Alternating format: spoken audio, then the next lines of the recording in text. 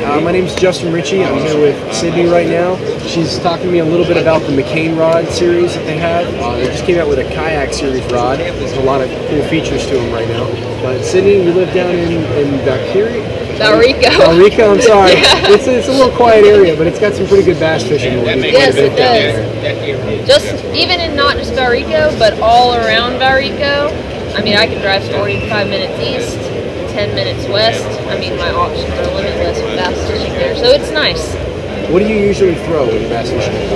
For me, I'm either flipping or I'm using frogs. Okay. Those are my two go-to confident baits that I know the bass, even if they're lockjaw, they're gonna hit. Do you have, do you know what kind of grass you're flipping in? Is it hydrilla? Is it like heavy cattail? Sometimes it's pad, sometimes it's the hydrilla, sometimes it's cattails. It really just varies about where I'm at. There's even some spots that have rocks.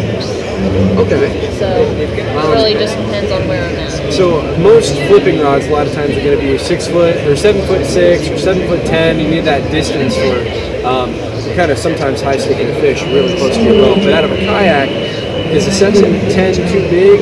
What would be a good length for a kayak? Personally, 7'10" would be a little big for me in a kayak. But for me, with the kayak series rod, the big jig and worm is what I use to flip and pitch.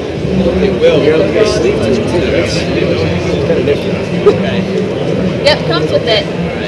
Okay. So the big jig and rod, it is a 7'6", but as you can see, it's a short butt. Okay.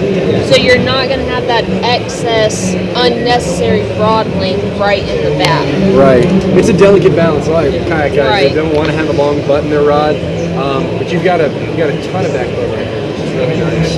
It's great, but then there's still enough sensitivity in the tip to say if you did flip a little bit farther than you intended to, you're still going to get that good hook set because of how strong the backbone is. 7'6" heavy, 14 to 30. You've got what looks like a hook keeper here, and then you've got something here on the bottom. What is that little part? That, zoom in a little bit and see if you can see that. That is to attach the rod leash that comes with the kayak rod as well. Okay, that's good. So you just get the leash, clip it there, and then you can attach this pretty much anywhere on your kayak that's comfortable for you. And you can see it has a good distance on it.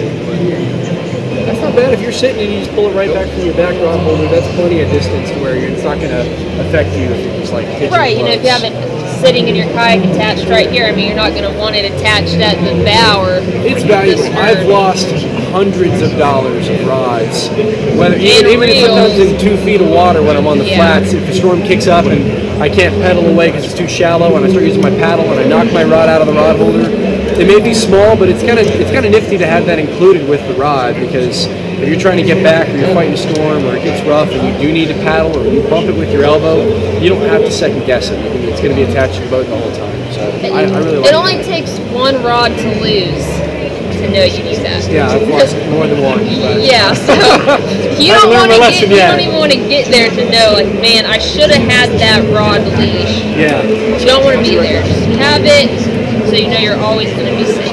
Cool. So for frogging and flipping, you've got your 7'6" heavy. Yep.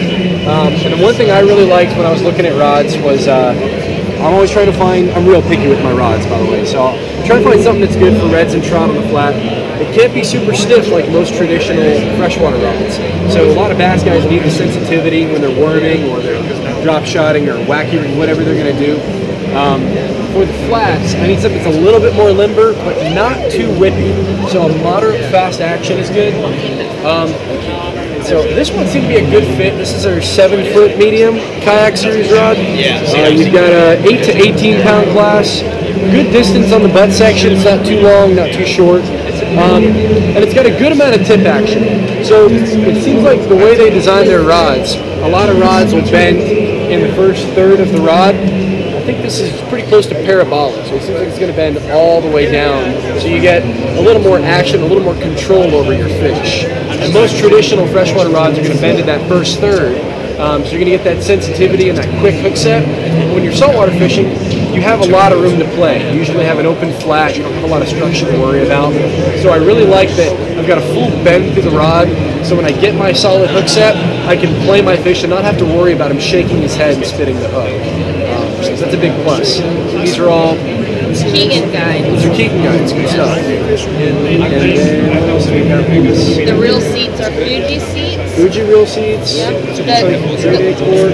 Yep. Limited cord. You don't have a lot. It's very simplistic design. Right. You don't have to do, really crazy stuff with a rod for it to be a good rod. Well, then I like that it's simple. another thing with the bait caster rods, of course, there's more torque, but the cork's 100% torque. Other materials, rubber in it, so that way you're going to be able to feel everything in the tip, but then even in your hand through that cork, you're going to be able to feel any bump, bite, what have you. You're going to feel it. These are really cool. I'm happy with this product. Yeah, me too. I've heard you talk about McCain recently. Yeah.